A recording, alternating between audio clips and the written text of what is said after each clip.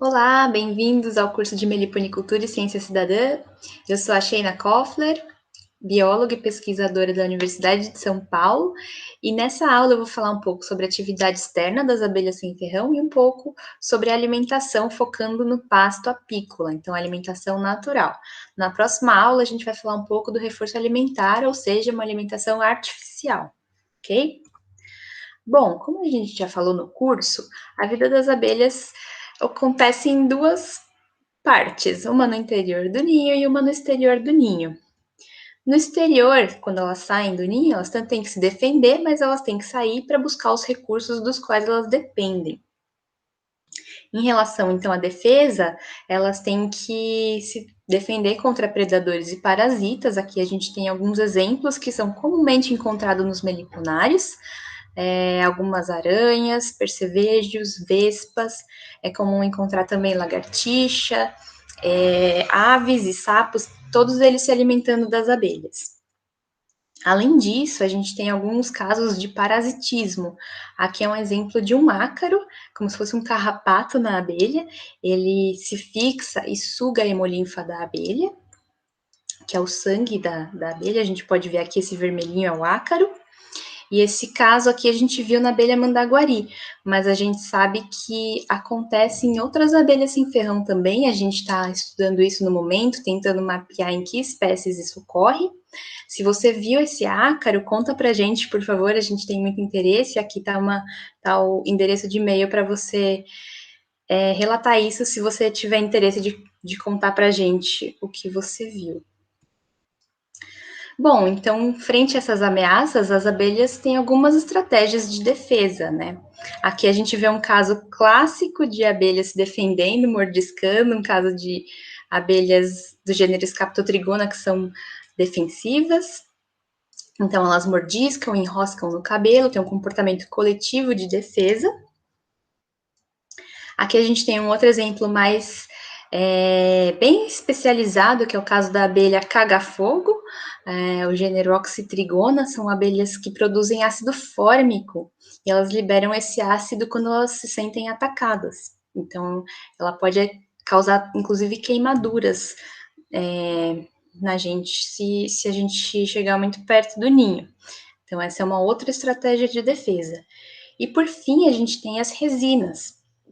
Então, aqui a gente vê na corbícula da operária de Melípona uma bolota de resina que elas utilizam para se proteger e para envolver alguns predadores. Então, tem alguns casos em que entra uma formiga ou uma barata no ninho, então elas vão e envolvem esse predador, esse potencial predador, ele fica mumificado e não consegue fazer mal para as abelhas. Também é um caso, quem já mexeu em ninho de jataí já percebeu isso também, né? Ficam várias gotinhas de resina que elas jogam na gente, elas estão se defendendo e essa forma de defesa delas utilizando a resina. Aqui tem mais um exemplo no caso da jataí. Quem já viu o ninho com a entrada sempre percebe que tem algumas abelhas ali na entrada. Essas abelhas são as guardas, tem tanto abelhas que ficam pousadas na entrada do ninho, quanto abelhas que ficam pairando ao redor do ninho, em posições estratégicas para realizar a defesa. E além desse comportamento, essas abelhas têm uma morfologia específica para a defesa. Então, aqui a gente tem uma comparação de uma guarda, dá para ver que ela é bem maior do que uma operária normal.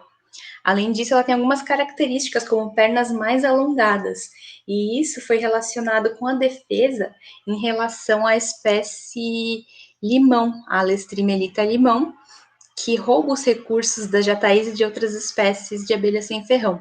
Então, essas seriam adaptações que ajudariam na defesa da jataí contra a limão. São guardas especializadas. Além disso, a própria entrada do ninho é uma forma de defesa, porque em alguns casos a gente tem entradas bem pequenas, em que passa apenas uma abelha por vez, e elas também são bem crípticas, bem escondidas, como essas melíponas aqui que fazem esses raios e fica bem escondido na superfície do local onde está o ninho. Nesse caso é mais fácil de defender, porque só passa uma abelha por vez, e se tiver uma guarda ali, ela consegue defender o ninho com bastante eficiência. No caso das entradas mais largas, fica mais difícil defender, porque tem mais espaço para a passagem de um potencial predador. No entanto, o fluxo das abelhas de entrada e saída é facilitado. Então, aqui a gente tem um balanço de defesa e trânsito das abelhas. Um caso meio termo aqui que a gente tem é o da boca de sapo, do gênero Partamona, que é essa daqui. Aqui a gente viu a boquinha do sapo, que é uma entrada larga, que passa bastante abelha, mas no interior ela vai afunilando. Então, ali na parte que conecta para o ninho, a entrada mesmo, ela é menor e é mais fácil de defender. Então, ela tem tanto uma passagem larga, que permite a passagem de muitas abelhas, como uma área mais estreita, facilitando a defesa. E uma coisa interessante é que essas abelhas que têm entradas largas, que permitem passagem de muitas abelhas, elas também são mais defensivas. Então, existe uma associação, como elas vão ter que se defender melhor, são espécies mais defensivas. Em relação aos recursos, aqui a gente tem uma lista dos recursos que as abelhas sem ferrão precisam e por isso que elas saem do ninho para buscar. Então, tem recursos alimentares como néctar e pólen, tem a água, resina e o barro. Resina e barro são recursos mais relacionados à defesa e construção. E a água, às vezes a gente ignora, mas é um recurso muito importante para as abelhas também. É um recurso muito utilizado para termorregulação do ninho. Então, quando está muito calor, as abelhas coletam mais água e isso ajuda a resfriar o ninho. Então, é bem importante pensar que nos meliponários e nas áreas em geral onde ocorrem as abelhas sem ferrão, tenha fontes de água limpa para elas conseguirem coletar. Falando um pouquinho agora de cada recurso, eu vou começar pela resina. A resina é uma substância produzida nas plantas que as abelhas coletam. Ela é utilizada para vedação do ninho, ela é bem grudenta, né? E para construção, então as abelhas misturam a resina, que é esse aqui, com a cera, e com isso elas produzem esse material de construção que é o cerume. Então toda a estrutura do ninho é construída com esse cerume. E além disso, como a gente já viu, elas utilizam para defesa também. Aqui a gente tem um exemplo que foi bem caracterizado, que foi a resina da jataí, e foi atribuído a essa planta. Então, é uma planta muito importante para a coleta de resina pela jataí, que é a aroeira pimenteira. Esse estudo mostrou que em várias regiões do Brasil, as jataís coletam a resina dessa árvore, independente da região. Então, uma árvore bastante importante. Importante pensar que a gente tem que plantar não só para recursos alimentares, mas também para as fontes de resina. Aqui tem uma curiosidade em relação à resina, em que algumas plantas têm uma semente que tem um pouquinho de resina junto. E ao coletar a resina, as abelhas levam as sementes junto. Então, aqui a gente tem uma foto da tiúba, a Melipona comprespes, com essa semente grandona aqui grudada, porque ela foi coletar a resina e acabou vindo uma semente junto. E com isso, essas abelhas estão realizando a dispersão dessas sementes. Então, as abelhas geralmente são associadas à polinização, mas aqui a gente tem alguns casos específicos que elas fazem a dispersão das sementes.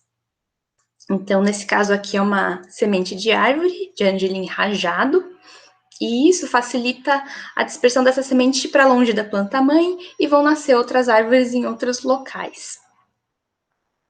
Além disso, essa interação foi vista também na Austrália, então a gente tem a Tetragonula carbonária, que está dispersando as sementes de eucalipto. Então, aqui dá para ver a semente também bem grandona, enquanto a abelha está levando a resina na corbícula. Bom, chegamos aos recursos alimentares. São o néctar e o pólen que as abelhas processam e armazenam no ninho. Então, o ninho tem potes construídos com cerume, onde as abelhas armazenam, né, o mel e o pólen separadamente. O que é o mel? O mel é a fonte de carboidratos, de energia para as abelhas. Então, elas pegam o néctar, que é sacarose e alguns outros compostos. Então, a sacarose é um açúcar com duas partes. E, ao fazer o mel, as abelhas transformam essa sacarose em duas partes, que são a glicose e a frutose. Então, isso é o mel. E o pólen é a principal fonte de proteína das abelhas. Então, além de proteínas, eles têm outros compostos, mas principalmente proteínas, né? Mas tem vitaminas, lipídios e outros minerais dos quais as abelhas precisam. Bom, aqui a gente consegue ver os potes de mel da jandaíra, uma espécie lá do Nordeste. E o mel, ele é consumido por todos os membros da colônia. É uma fonte de energia, então todas as abelhas consomem, que não é o que acontece com o pólen, por exemplo. O pólen, ele é consumido por abelhas de idades específicas. Então, as larvas que estão em desenvolvimento se alimentam de pólen, como a gente pode ver aqui nesse desenho, em que a gente tem uma demonstração das células de cria com os diferentes estágios de desenvolvimento de uma abelha, do ovo, larva, pupa, até o adulto. Então, as larvas vão comer esse alimento larval, que é uma mistura de mel e pólen. Então, elas precisam do pólen para se desenvolver. E as abelhas jovens, essas que recém emergiram dos favos de cria, também vão comer pólen. Quando as abelhas são mais velhas, elas já não consomem pólen, são mais nesses estágios de larva e as abelhas adultas jovens. Então, tudo isso, essas necessidades do ninho, vão determinar o que as abelhas, que são as forrageiras, precisam buscar no exterior. Então, se tem o ninho está crescendo, vai precisar construir vários discos de cria, ela vai ter que coletar bastante pólen, por exemplo. E aqui a gente tem outras características que influenciam quanto as abelhas saem para buscar recursos e atividade delas. Então, uma delas é a força do ninho. Se o ninho está muito forte, vai ter mais atividade, ele está em crescimento, precisa buscar mais recursos. E tem mais abelhas para fazer essa atividade. Além disso, as condições climáticas afetam o quanto as abelhas podem sair para buscar os recursos. Então, algumas abelhas têm restrições em relação à temperatura, à umidade, e mesmo condições ótimas para elas poderem voar. E também a variação sazonal, então as épocas diferentes do ano que vão ter disponibilidade diferente de recursos. Tudo isso, então, afeta o quanto as abelhas saem ao longo do ano, ao longo do dia.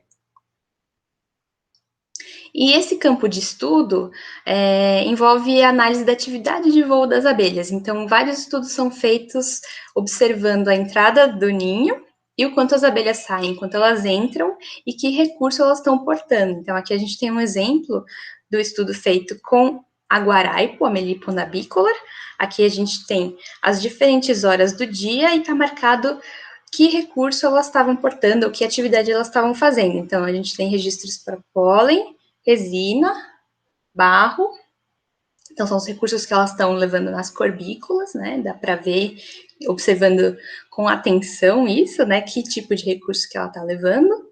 Se a abelha está entrando ou saindo e se ela está carregando lixo quando ela sai. Às vezes as abelhas carregam nas mandíbulas uma bolinha de lixo que elas têm que levar tirando do ninho, né? Fazendo a limpeza.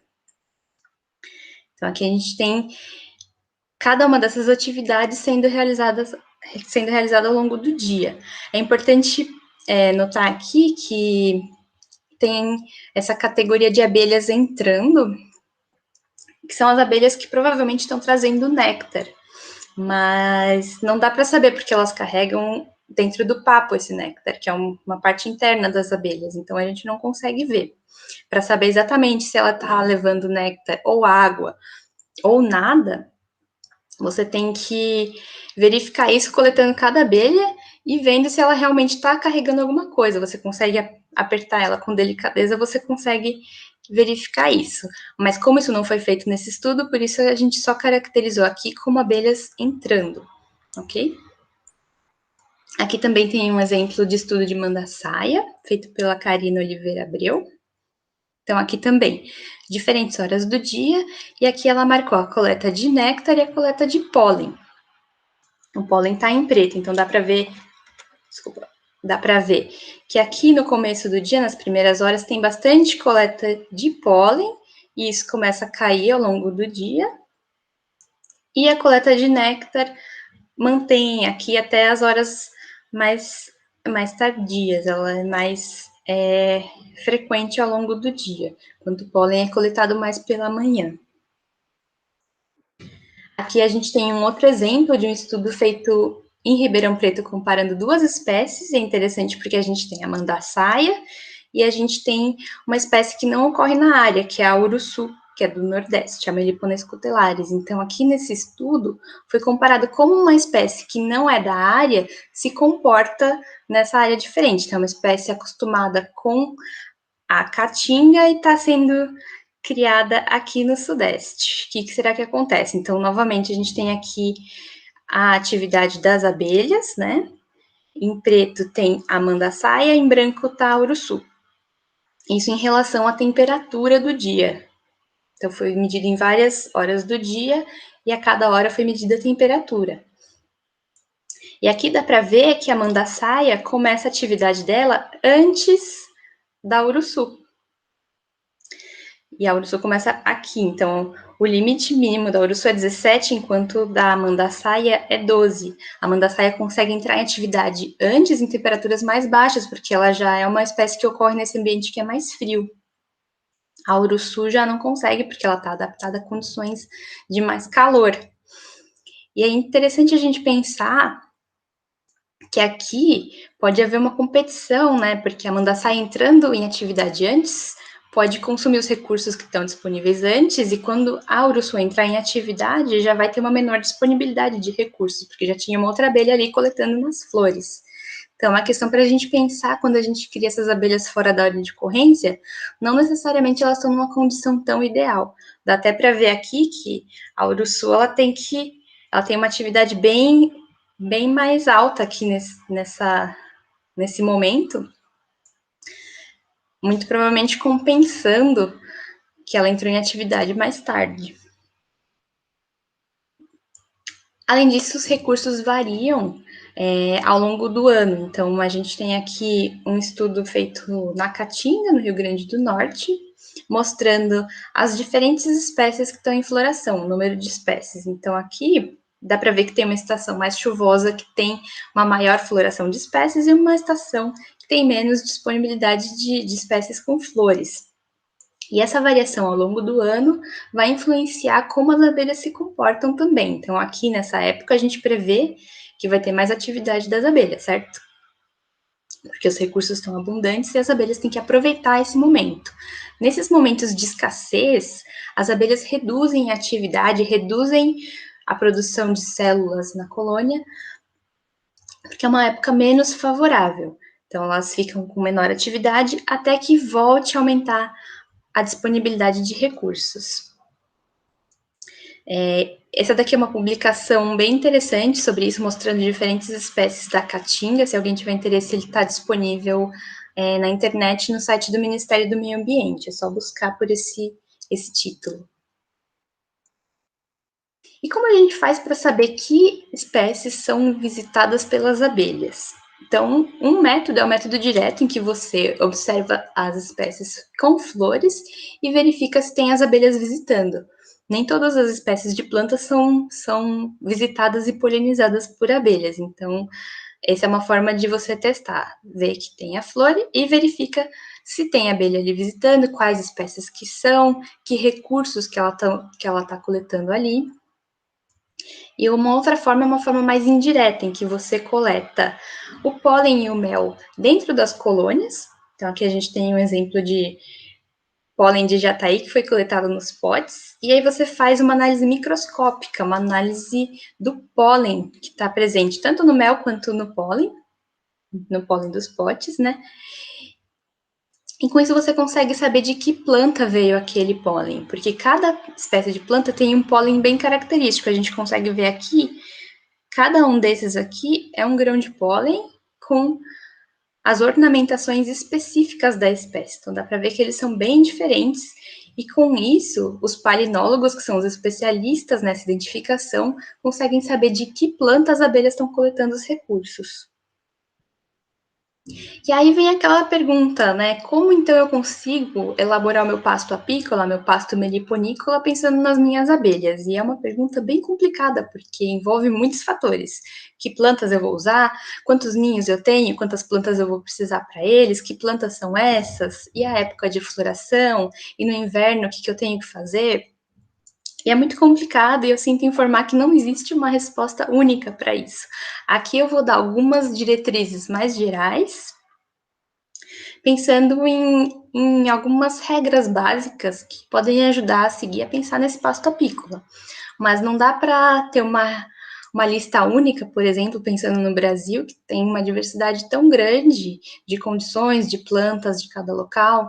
Então, o ideal é que em cada local exista uma lista específica, né, de plantas, mas isso a gente ainda não tem tão amplamente para todas as regiões. Então, existem alguns guias gerais, mas não existem guias regionais para cada área. Então, aqui, pensando em algumas dicas gerais, o que a gente pode falar?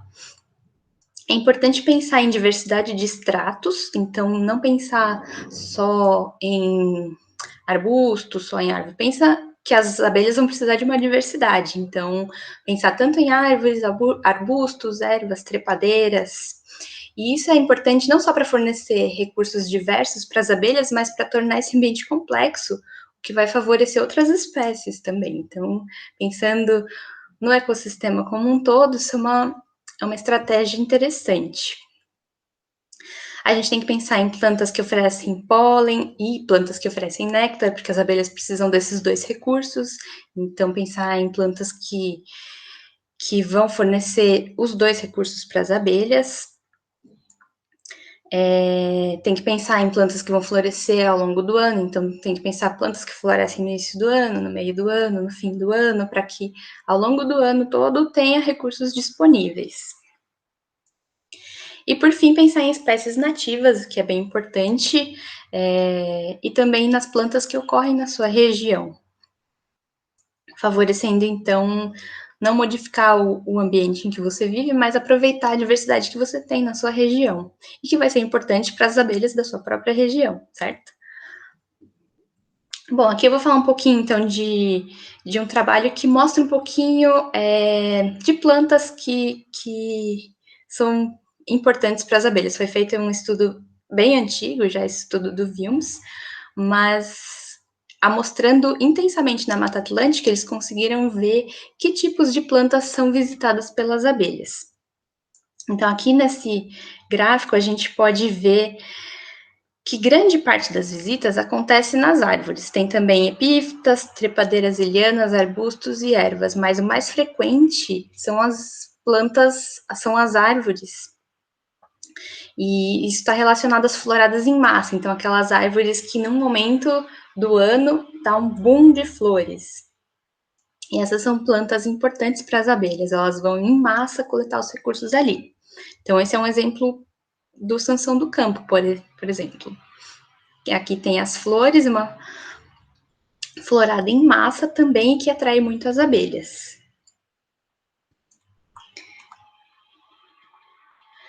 Aqui também tem alguns exemplos de famílias que são importantes para as abelhas. Então, aqui a gente já consegue ver alguns exemplos de plantas importantes.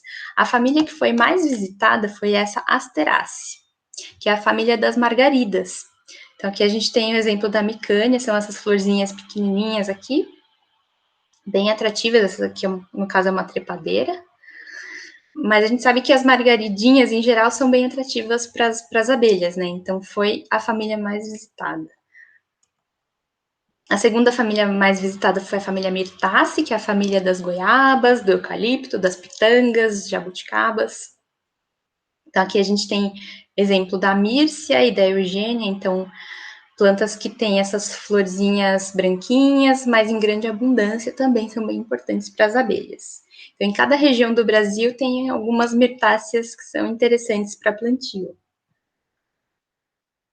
Outras famílias que são importantes, a gente tem aqui a Melastomataceae, que é a família das quaresmeiras. Tem também a Solanaceae, família do tomate, por exemplo. Essa daqui na foto é uma jurubeba, fornece pólen para as abelhas. Ela tem essa parte aqui que é a antera, é onde fica armazenado o pólen, e ele tem um buraquinho na ponta, essa estrutura. E para conseguir acessar esse pólen, a abelha tem que chacoalhar, fazer uma vibraçãozinha, e aí o pólen sai e ela consegue coletar. Uma fonte bem importante de pólen. E aqui a gente tem as arecáceas, que são as palmeiras. Então, as palmeiras produzem aqueles cachos de flores, flores em muita abundância também, muito importantes para as abelhas. Bom, eu espero que essas dicas sejam úteis e que a teoria que a gente passou aqui ajude a pensar nas necessidades das abelhas, nos recursos que elas precisam. Eu agradeço a atenção de vocês. Curtam esse vídeo, por favor, e se inscrevam no canal. E até mais!